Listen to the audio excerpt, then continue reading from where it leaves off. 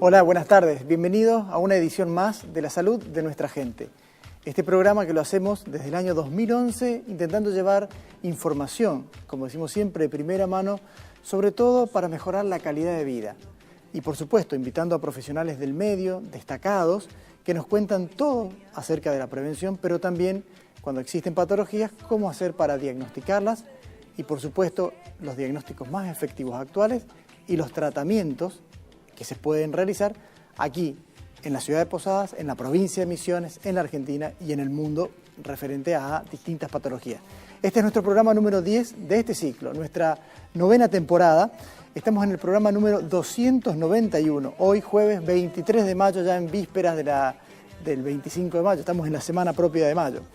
Están habilitados nuestros teléfonos, en el día de hoy estaremos respondiendo preguntas que nos quedaron de los programas anteriores, así que ya están al aire los teléfonos para comunicarse, el teléfono propiamente del canal, el 03764 42 10 40, o si quieren hacerlo por vía del celular, pueden también enviarnos un mensaje de texto o un WhatsApp al 3764 19 81 28. Por supuesto, estamos en las redes sociales y tenemos nuestro programa allí en Facebook, como quizás tenemos ahí para ver.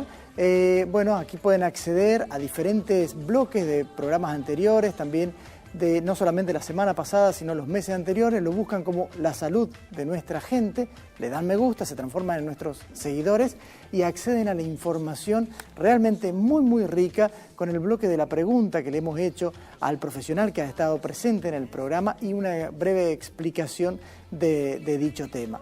Por supuesto que si quieren ver el programa completo, ustedes pueden buscarnos también en la otra plataforma digital, que es la plataforma de YouTube. Allí nos buscan también como La Salud de Nuestra Gente, acceden a la página, se transforman nuestros seguidores en la misma y pueden ver todo el programa. Les gustó el programa, se lo quiere mostrar a otra persona, le quiere hacer referencia a algún amigo, a alguien que quiera verlo. Bueno, allí están todos los programas, no solamente el de la semana pasada, sino todos los de este año, los del año anterior y los de varios años atrás. Entonces lo buscan como en YouTube La Salud de Nuestra Gente, se transforman también en nuestro seguidor allí y tiene acceso a todos los programas. Bueno, quiero hacer un pequeño comentario. Va a ser en Buenos Aires, ya dentro de 2 semanas, el 6 y 8 de junio, creo que tenemos el afiche ahí para mostrarlo, y lo hacemos referencia a este congreso que tiene lugar en Buenos Aires, en el Hotel Panamericano, 6 al 8 de junio, de dolor refractario, porque 2 cuestiones. Es un tema realmente muy, muy interesante, si bien no es en nuestra provincia de Misiones, nuestra querida provincia de Misiones, sino que médicos que forman parte de nuestra provincia, como es el doctor Adrián Lafer, que ha estado en nuestro programa, es uno de los miembros del board, o sea, de la gente del comité científico, organizadores de este evento, así que por supuesto nosotros cumplimos con este tema tan importante, darle trascendencia no solamente para los pacientes, sino también para la comunidad médica, para que la misma esté enterada y pueda tener acceso al mismo, ¿sí? Obviamente que este congreso tendrá disertantes nacionales, pero también obviamente una gran cantidad de académicos internacionales que evacuarán las dudas sobre este tema del tratamiento del dolor refractario. Las efemérides de la semana: tenemos el Día Mundial de la Tiroides, es el día 25 de mayo, como siempre decimos, cuando uno dice no es que estamos festejando nada, sino que estamos concientizando. La glándula tiroides es una glándula realmente importante que tiene el organismo y que se encuentra en el cuello, tiene la forma de un escudo. De hecho, en el griego recibe ese nombre por la forma que tiene de un escudo, y es una glándula extremadamente importante porque regula el metabolismo, es decir, la energía que se produce a nivel del cuerpo humano, pero también regula y controla a otras glándulas y a otros sistemas del organismo. Entonces te podría decir como una madre de glándulas, y tiene una característica que para la formación de hormonas tiroides utiliza una sustancia que es el yodo, y que durante gran parte del tiempo estuvo carente en esta provincia hasta fines de la década del 60, donde se decidió iodar la sal, y eso redujo la producción del bocio. Cuando había menos yodo en el ambiente, la glándula intentaba aumentar la capacidad para captar ese yodo y se agrandaba. Y eso era lo que traía los bocios, esa gente que uno veía con, digamos, una estructura muy grande a nivel del cuello y que llevaba en algunos casos a la cirugía de la misma. Bueno, eso con el hecho, fíjense cómo es la prevención, que con el hecho de simplemente de iodar la sal se redujo la aparición de los bocios que en muchas provincias de la Argentina, como era esta, como les digo, hasta fines del 60 era endémico. Otro dato para tener en cuenta es el Día del Visitador Médico, el día 26. Aquí un gran saludo a todos los agentes de propaganda médica que nos visitan y que nos cuentan las cuestiones nuevas que tienen que ver con medicamentos o con algunas otras cuestiones vinculadas a la salud. Y el visitador médico es realmente un brazo importante, no lo digo yo, sino que ya desde la época de Ramón Carrillo, que es el padre de la salud pública o del sanitarismo en la Argentina, que lo tenía como un personal realmente importante en nuestra tarea. Bueno, los temas del día, hoy vamos a abordar dos temas interesantísimos. Uno, vamos a hablar sobre todo lo que tenga que ver con la otorrinolaringología, y allí incluiremos los temas que están vinculados a al dolor de garganta, qué hacer cuando pasa esto, cómo lo deberíamos tratar, cómo prevenir, cómo cuidar a nuestra garganta, y también cómo es el cuidado del oído, qué características tiene cuando aparece una determinada patología, cómo mejorar eso. En otro de los bloques haremos referencia a la primera farmacia que tuvo la ciudad de Posadas y quién fue su primer, digamos, el primer dueño, que tenía que ver con una persona que era farmacéutico ya, digamos, habiendo hecho la universidad, la facultad en la universidad en farmacia, y que puso esta farmacia aquí en Misiones, aquí en Posadas, y de alguna manera u otra sembró un precedente para lo que vendría posteriormente. ¿Y cuáles fueron sus relaciones con los médicos de la época? Entre ellos, el doctor Madariaga. Nuestros invitados del día, la doctora Silvana Zink, que es especialista en garganta, nariz y oído, y la farmacéutica Nilda Brañas, que tiene una gran información, no solamente por sus conocimientos como farmacéutica, sino también con un bagaje de historia vinculado a lo mismo. Yo me voy a ir a una pausa y en el próximo bloque comenzaremos respondiendo preguntas que tenemos de los programas anteriores. No se vayan, estamos en la salud de nuestra gente. Estamos en la salud de nuestra gente, en nuestro segundo bloque, y nos envían preguntas permanentemente a los teléfonos que tenemos habilitados, como habíamos dicho ya en el bloque anterior. Bueno, intentaremos responder algunas de estas preguntitas, creo que tenemos allí escritas. Vamos a ver cómo darse cuenta que un chico es celíaco. Lo había comentado en su momento el doctor Vinuesa cuando estuvo, pero básicamente lo que tenemos que saber es que son chicos que obviamente presentan una intolerancia a los alimentos, pero que particularmente se va a dar con depende por supuesto de la gravedad que tenga, pero hay una disminución en la nutrición de los mismos, cursan con episodios de diarrea, y esta diarrea es lo que llamamos esteatorrea, es decir, una diarrea que tiene como mucho contenido de grasas. Esto es porque el intestino se va aplanando y esos pelitos, esas vellosidades que tiene, que sirven para absorber los alimentos, se ven deteriorados por esta reacción del organismo al gluten, esta intolerancia al gluten que impide esta absorción.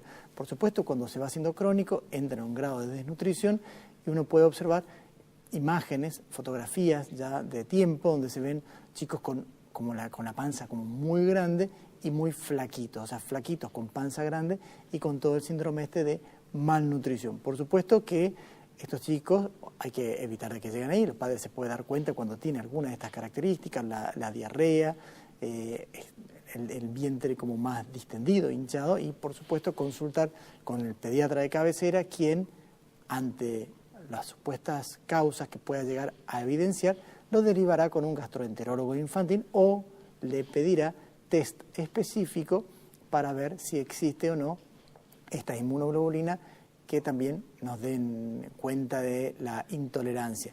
En el caso de que exista algo que llame la atención y que probablemente pueda ser celíaco, ya el gastroenterólogo infantil hará una endoscopía digestiva, verá qué está pasando en el intestino y tomará, de ser necesario, una biopsia, que es una muestra de ese tejido que se mandará a analizar para de alguna manera clasificar esta enfermedad celíaca, cuyo tratamiento básicamente va a ser el ya no consumo más de sustancias con gluten, o sea, hay que estar libre de TAC. Entonces habría que empezar, cuando sucede esto, a buscar en el comercio, en los supermercados, en las despensas, todos los productos que sean libres de TAC para incorporarlos a la dieta de cada persona.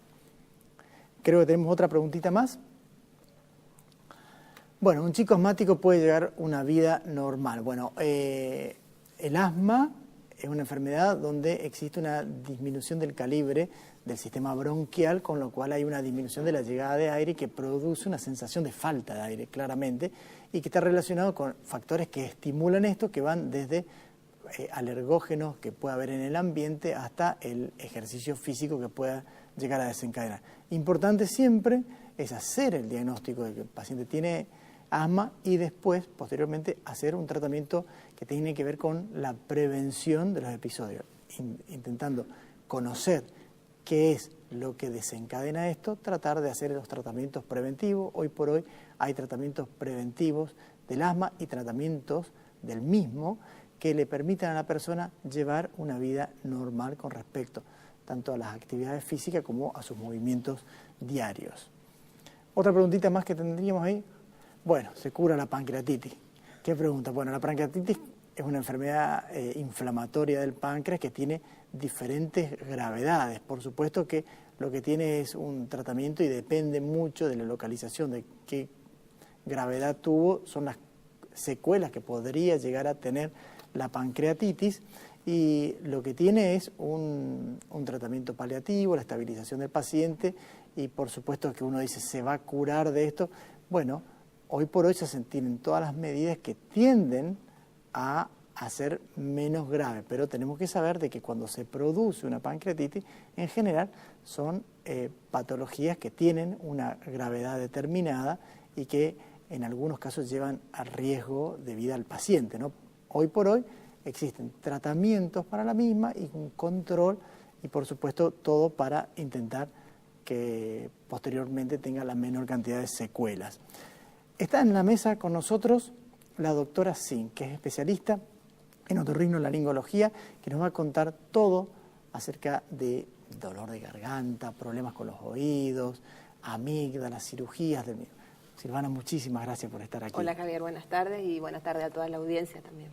Bueno, te estamos esperando porque es un temor. Contanos un poquito, te pusimos dolor de garganta porque en realidad empiezan estos climas así y aparece el dolor de garganta. Hay gente que tiene hay un cambio de aire y le empieza a doler la garganta. Hay otros que es pleno verano y que por alguna razón estarán con el aire acondicionado y también les duele la garganta. ¿De qué se trata el dolor de garganta? ¿Y a qué puede, por qué se manifiesta? ¿A qué se puede? En general uno habla de dolor de garganta o odinofagia a la inflamación superficial que tiene la mucosa de la orofaringe. ¿Qué corresponde la orofaringe? ¿Qué es? Justamente la zona de las amígdalas, de los pilares, eso sería la orofaringe o la garganta, como habitualmente dicen las personas. Obviamente que de acuerdo a la época del año, a la edad del paciente, a los antecedentes de cada uno, las causas pueden ser varias, ¿no? Puntualmente en esta época del año, asociado a los cambios bruscos de temperatura, a que comienza ya la circulación de las virosis asociadas con la época del año, es frecuente justamente la faringitis o la faringoamigdalitis, que a veces se asocian y otras veces no. Y algo que tenemos que tener muy en cuenta y que yo siempre pido a los pacientes y en general a mis colegas cuando damos así alguna charla es que traten de no automedicarse, porque es muy común que comiencen directamente a tomar antibióticos ante cualquier dolor de garganta que le cueste tragar o bueno, si tiene fiebre. Entonces siempre lo que aconsejamos es que consulte al médico, ya sea un médico de guardia, un médico clínico o un especialista. Pero bueno, solamente con la observación de la boca o de las fauces, uno no puede decir, bueno, esto sí es una bacteria o esto es un virus, entonces ser cuidadosos. Con respecto a la época del año, es muy frecuente que se asocien con procesos virales, generalmente los virus respiratorios. rinovirus, adenovirus, de la influenza, A o B, de la parainfluenza. Entonces, puede ser acompañando a todo este proceso general. Obviamente que en estos casos los pacientes van a tener también, bueno, fiebre alta, dolores musculares, a veces dolores articulares, o sea, tiene más compromiso, como decimos, del estado general. Claro, la sintomatología que acompaña. Que acompaña, o sea, la faringitis en ese caso sería parte del proceso general. Vos estás diciendo que, bueno, mucho de esto responde a algo viral.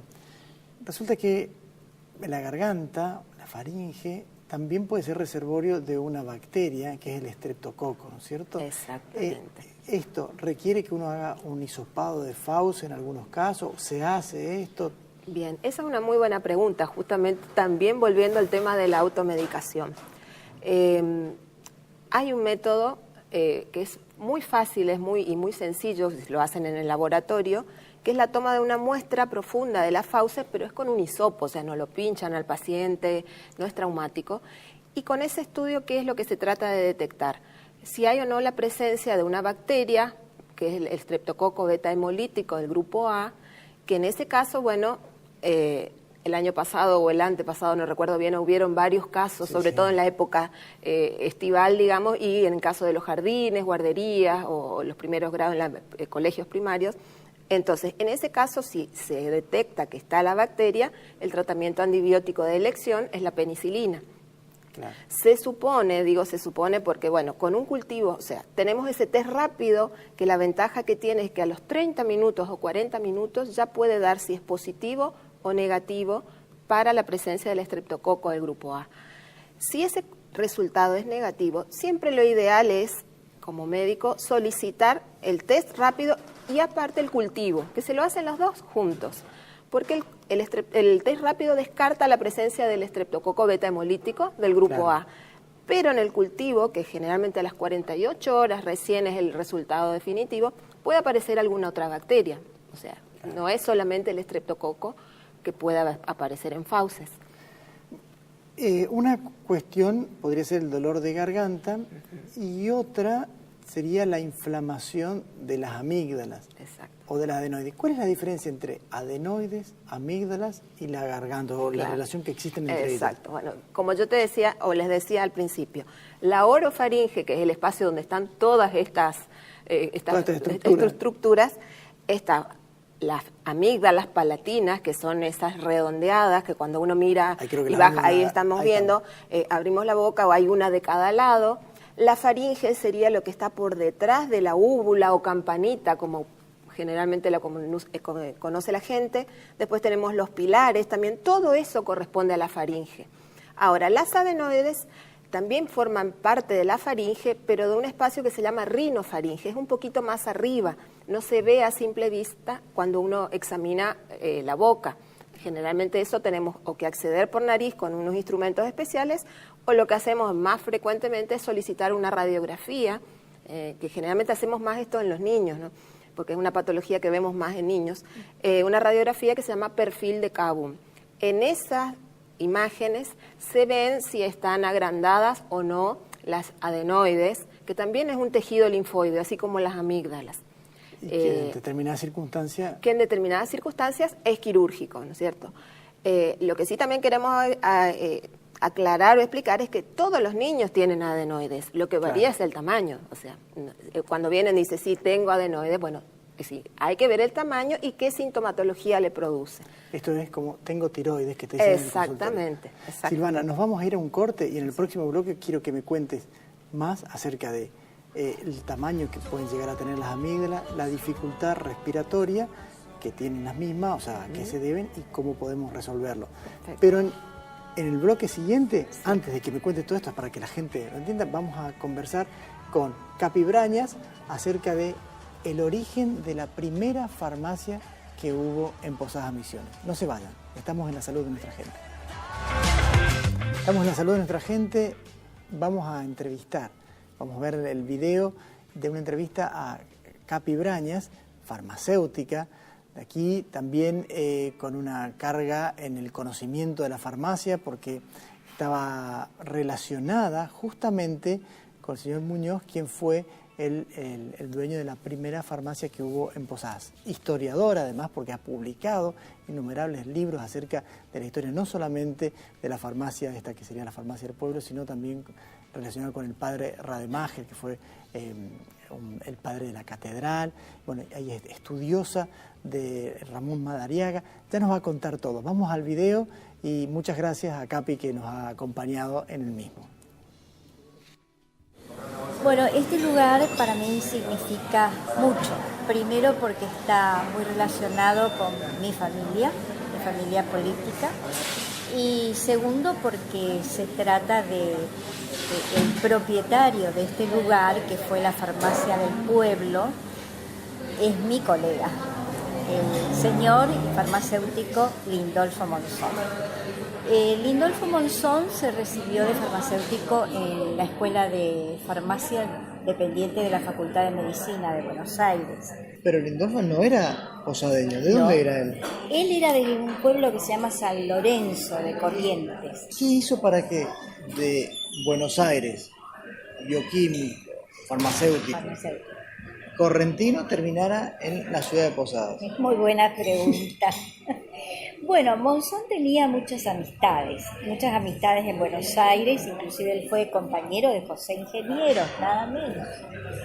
Médico, y filósofo argentino. Exactamente. Pero también tenía amigos en Corrientes. Amigos que, por ejemplo, Diógenes Lotero era un ciudadano correntino, pero que vivía acá. Me dicen, no, ¿por qué no vas a Posadas? Se acaba de cerrar la única botica que tenía Posadas.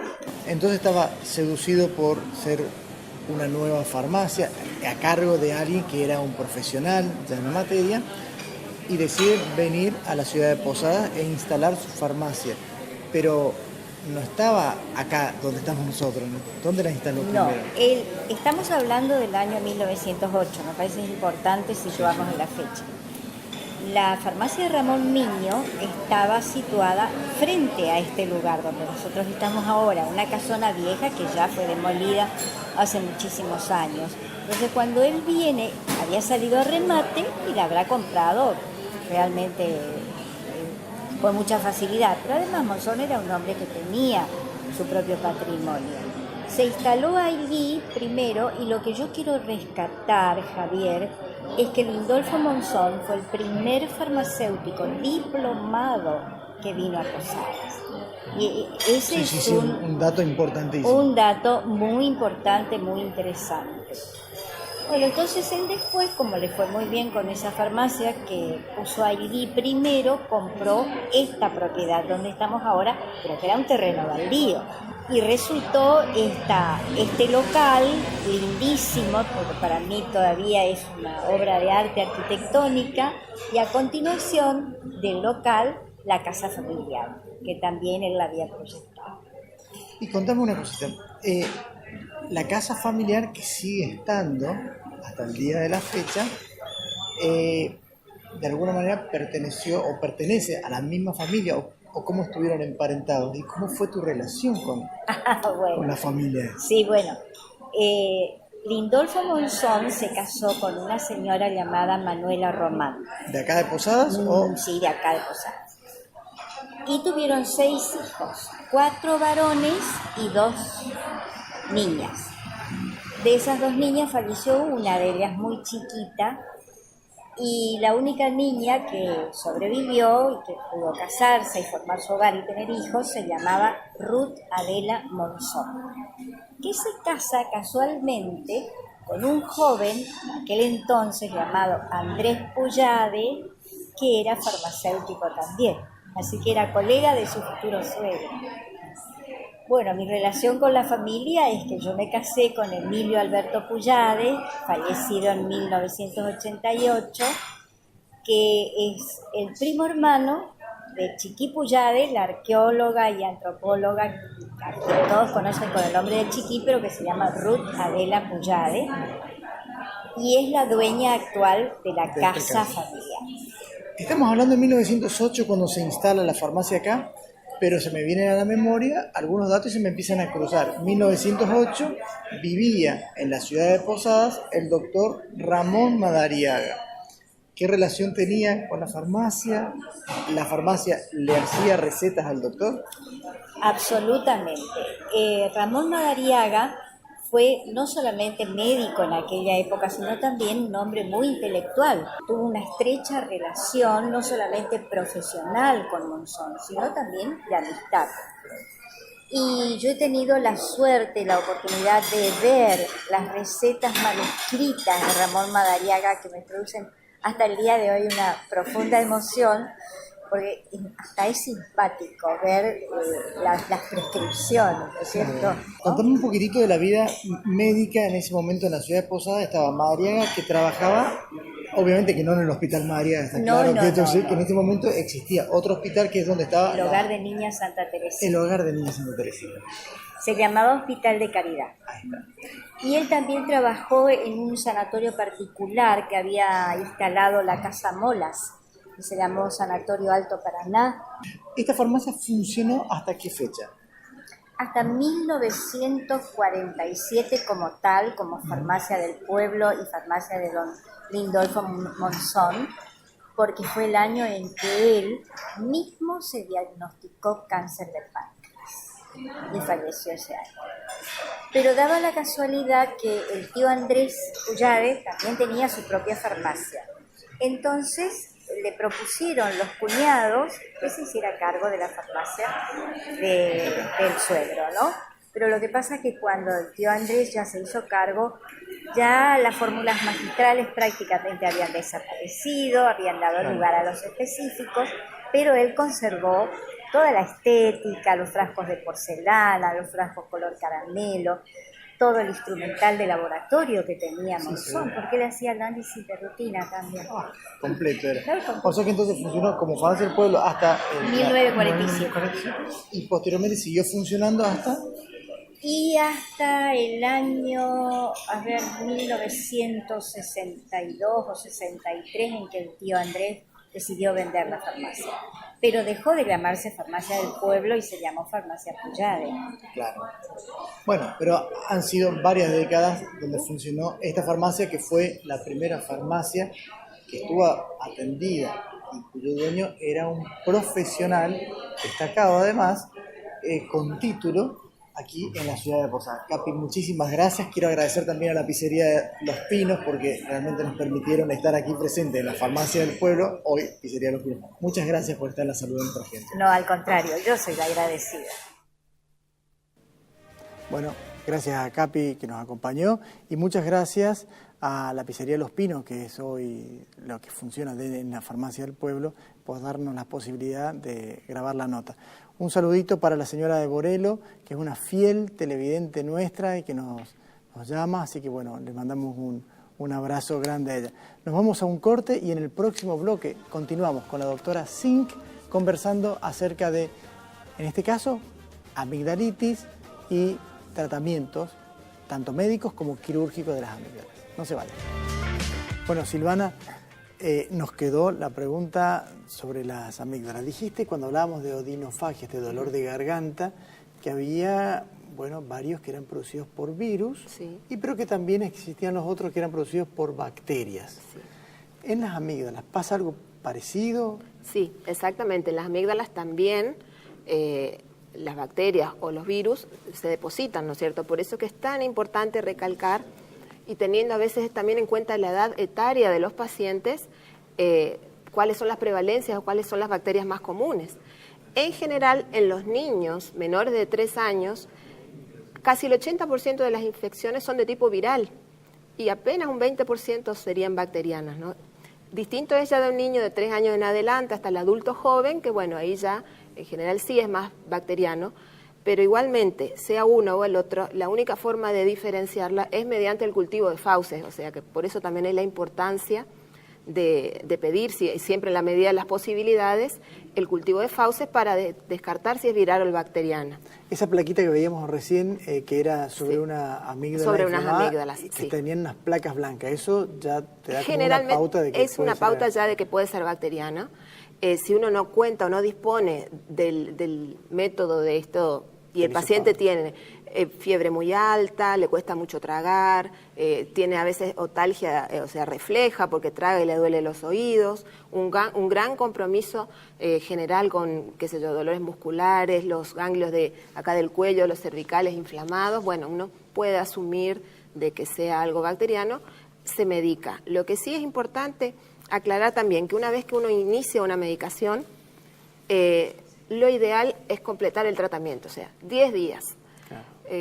La tendencia es que a los 4 o 5 días, cuando el paciente está mejor, se suspende y ahí a veces ya puede ser causa de faringoamigdalitis recurrentes o que crean resistencia bacteriana también por tratamientos incompletos. Vimos en la placa eso, que estaban agrandadas y me imagino que todo tendrá un límite. Me refiero al límite en cuanto al tamaño y también a cuántos episodios de faringoamigdalitis o amigdalitis hacen hasta que uno decida someterlo a una intervención quirúrgica, por ejemplo. Exacto. Sí, en realidad hay indicaciones que son absolutas y otras que son relativas para la indicación quirúrgica. La indicación quirúrgica se llama amigdalectomía. Las indicaciones absolutas son cuando, de acuerdo al tamaño que tiene, si son muy grandes y obstruyen la vía aérea, hay en algunos casos que llega a contactar casi con la úvula de cada lado, entonces en ese caso el síntoma principal por el cual el paciente consulta es por ronquido y por las famosas apneas, o sea, el síndrome de apnea obstructiva del sueño es indicación absoluta de cirugía. También el hecho previo que haya tenido alguna infección profunda, porque todo esto que estábamos hablando yo dije que era una inflamación superficial. ¿Cuál es una inflamación profunda? Los abscesos periamigdalinos, que habitualmente vemos en pacientes ya un poco más grandes, adolescentes o adultos. O sea, que ya pus, pero en la zona alrededor. Exactamente, que es un poco más complicado este caso, que en esos casos cuando el paciente tiene otra sintomatología y habitualmente tiene el antecedente de algún cuadro infeccioso que ya venía medicado o de algún problema odontológico que también se ve. Este caso del flemón o la existencia de un flemón tiene en su momento, hay que hacer una punción, un drenaje y obviamente antibiótico-terapia, pero una vez que todo este cuadro se enfría, como decimos nosotros, está tratado, después de un tiempo también es indicación de amigdalectomía. Y otra causa también es con respecto a los episodios, que es las amigdalitis o faringoamigdalitis pultáceas, pero con cultivos positivos. Ajá. Tiene que por lo menos haber 6 o 7 en el año con cultivos positivos y con tratamiento correcto, como para que sea una indicación quirúrgica. Vimos ahí cómo se hacía la cirugía en el video, la extirpación de las glándulas. ¿Es con anestesia general? Es con anestesia general. Niños o adultos es con anestesia general. ¿Y tiene mucho tiempo de internación? En general es ambulatorio. O sea, en el caso puntual de los niños solemos hacerlo a primera hora de la mañana. Entonces es más sencillo el ayuno que se pide, que tiene que ser mínimo de 6 a 8 horas. Y generalmente a la mañana y a la tarde se van a la casa. Por supuesto con todos los recaudos y las pautas de alarma y la medicación correspondiente que tiene que tomar y la dieta estricta que tiene que hacer por lo menos 2 semanas. Este programa, parte de la función que cumple es la de desmitificar. Se opera de las amígdalas y ya no va a tener más infecciones o digamos dolor de garganta o infecciones en las gargantas o infecciones acompañantes. Sí. ¿Esto es real? Es una buena pregunta también porque es la que nos hacen habitualmente los padres. En general, tanto los niños y a veces también los adultos tienen otras patologías asociadas. Son pacientes alérgicos, en los niños más pequeños tienen bronquitis obstructiva recidivante, el BOR, asma, pueden tener laringitis, algunos tienen antecedentes de reflujo gastroesofágico, o sea que hay factores predisponentes. Mejoramos muchísimo la respiración y en general los episodios infecciosos se reducen, pero no quiere decir esto que no va a volver a enfermarse. Puede hacer a veces faringitis. Cuando vos haces una cirugía para extirpar las amígdalas, sí, ¿también extirpás las adenoides o, digamos, se pueden dejar las adenoides y extirpar las amígdalas o extirpar las adenoides y dejar las amígdalas? No, no siempre es todo juntos. Sí. Justamente hay que evaluar. Las adenoides, como yo explicaba, no se ven a simple vista, por lo tanto, pedimos esa radiografía y ahí, de acuerdo al tamaño, o sea, a la disminución del pasaje de aire que hay desde la nariz hacia abajo, es quirúrgica o no. O si, por ejemplo, el niño tiene también como otros antecedentes, otitis medias a repetición o hipoacusia, que se suele relacionar con las adenoides aumentadas de tamaño, bueno, en ese caso también sí sería necesario extirpar también las adenoides. Nombraste que bueno, puede haber apneas del sueño o el ronquido, Sí. pero también estos chicos que tienen una hipertrofia de las amígdalas pueden tener dificultad, por ejemplo, para hacer actividad física porque tienen una obstrucción a la entrada del aire. Sí, pueden tener dificultad. Aparte, como ellos generan, sobre todo si también va acompañado del aumento del tamaño de adenoides, generan un mal hábito respiratorio. Son niños que respiran por boca. Entonces, eso hace que ingrese el aire frío, que irrite las vías aéreas inferiores y, bueno, puede producir sensación de ahogo o que se agitan al correr por el mal hábito y por el tamaño también. Eso también le puede dar muchas veces dificultad para el lenguaje, dificultad para la alimentación, sobre todo alimentos de consistencia dura. Si los amígdalas son muy grandes de tamaño, también les cuesta tragar. Claro, es una... Pues es que bueno, estamos hablando de lo que es la garganta, pero otro de los componentes que tienen el ingreso del aire es la nariz. Y hay unas estructuras que están dentro de la nariz que son los cornetes, pero también están esa caja de resonancia que son, digamos, la sinusitis, Las cavidades paranasales. Las cavidades paranasales que pueden Sí. producir sinusitis, que son también Sí. inflamaciones. Me gustaría que vos me cuentes si los cornetes cumplen alguna función específica y que me hables acerca de la sinusitis, pero lo vas a hacer en el próximo Bien. bloque, ¿sí? Nos vamos a un corte, estamos en la salud de nuestra gente con la doctora Silvana Zink, hablando de problemas que tienen que ver con los dolores de garganta, las amígdalas y en este caso, la nariz. No se vayan. Bueno, estamos en la salud de nuestra gente, último bloque.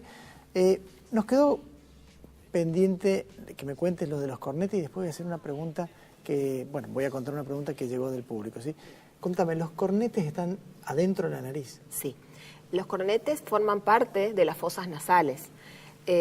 Son unas estructuras que son 3 de cada lado, cornete inferior, medio y superior, y cumplen una función que es justamente la de calentar el aire, o sea, cuando uno inspira, viene el aire frío, ingresa a través de las fosas nasales de la porción anterior, y ahí también tenemos unos pelitos que lo que hacen es humedecer el aire, o sea, ponerlo a temperatura corporal y también filtrar un poco de bacterias. Entonces tienen una función que es la de humedecimiento, es como una turbina.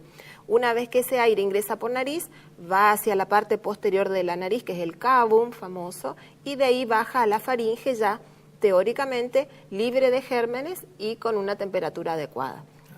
Por eso es mejor respirar por la nariz que por la boca. Obviamente, exactamente. Por eso es que los pacientes respiradores bucales, ya sean niños o adultos, es frecuente que tengan faringitis o faringoamigdalitis a repetición.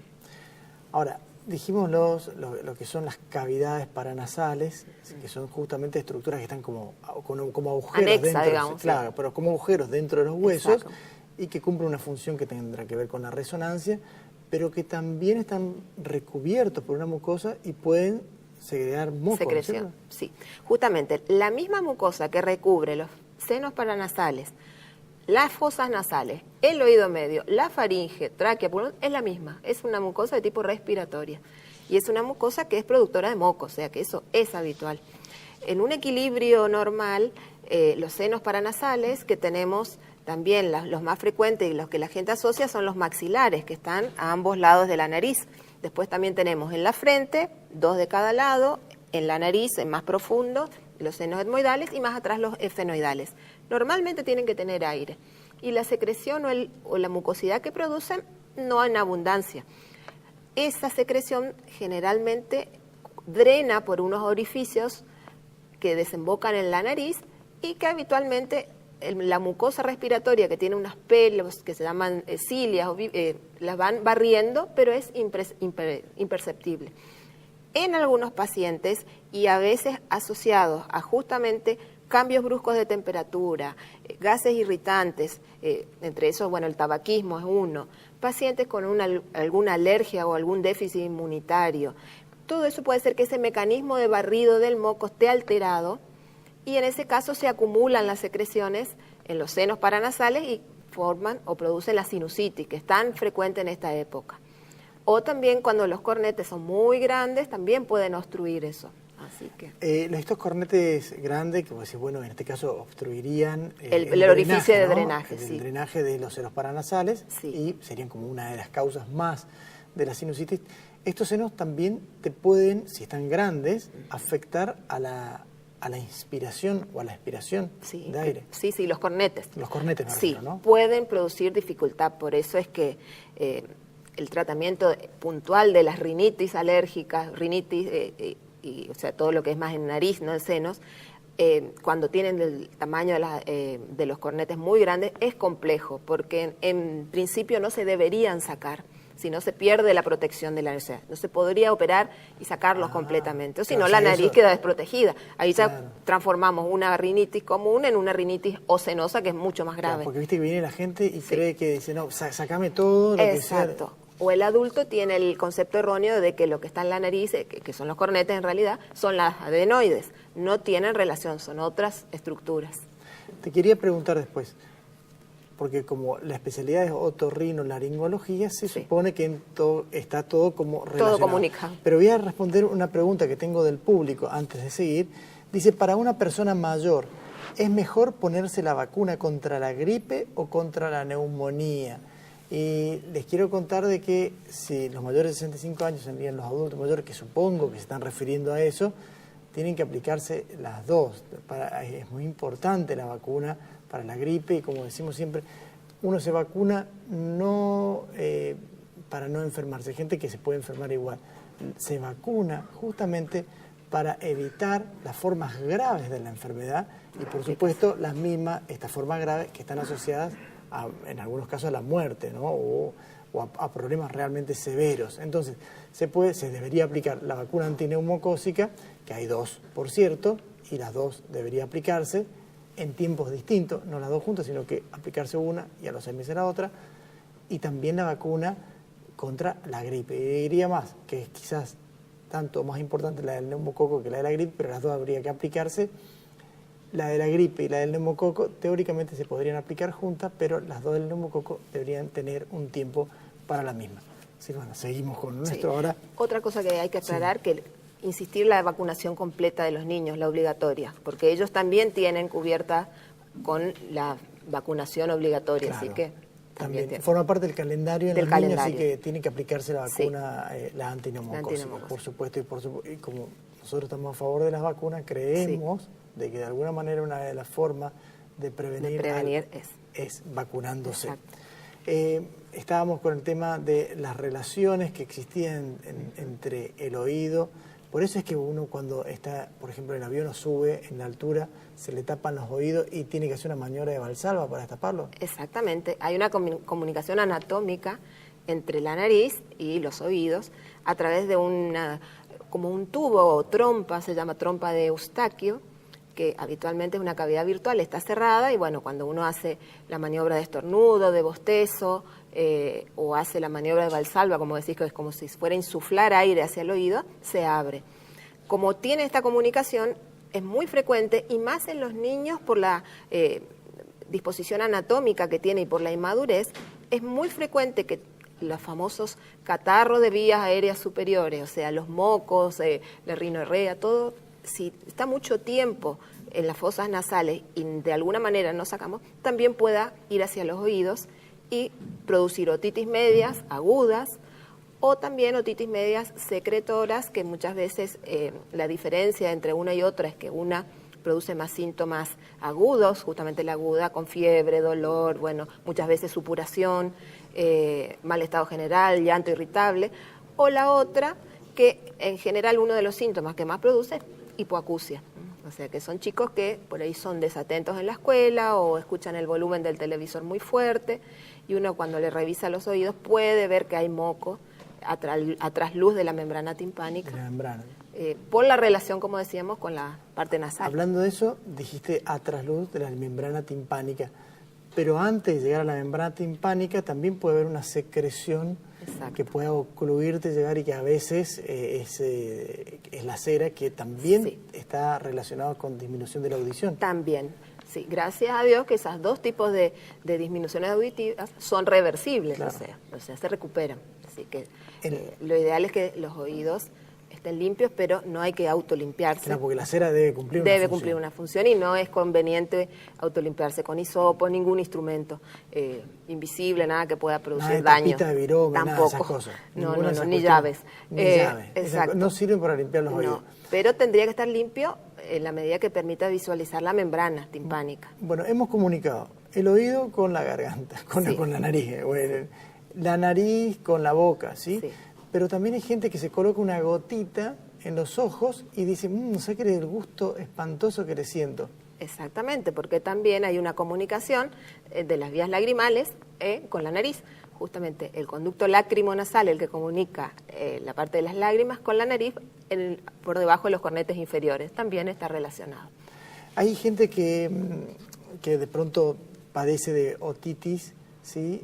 Y quisiera que vos me cuentes un poquitito, antes ya que nos vamos, es la otitis esta crónica que vos estuviste charlando, no tiene nada que ver con la otitis externa, ¿no? Son diferentes. En general, las otitis externas se relacionan más en la época de verano por la natación, o sea, por el exceso de humedad en el conducto auditivo, o por el rascado o autolimpieza excesiva, ¿no es cierto?, por lastimarse.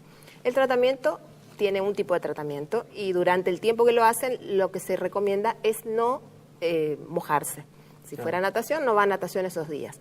Para prevención de eso, una vez que completa el tratamiento, generalmente nosotros pedimos, en el caso de natación, el uso del alcohol boricado, que cumple la función de secar el oído, o sea, que no esté húmedo, y el ácido bórico que previene las infecciones. Bueno, Silvana, creo que le dimos una vuelta... Un pantallazo por toda la... A la otorrinolaringología, para que la gente lo entienda. Yo te agradezco un montón que nos hayas acompañado aquí en la salud de nuestra gente. Para nosotros es un gran placer que una persona de tu nivel esté aquí presente y justamente le cuente toda la información que vos tenés a la comunidad acerca de la prevención. Gracias a vos y bueno, cuando quieran podemos venir otra vez a aclarar todas las dudas que tengan.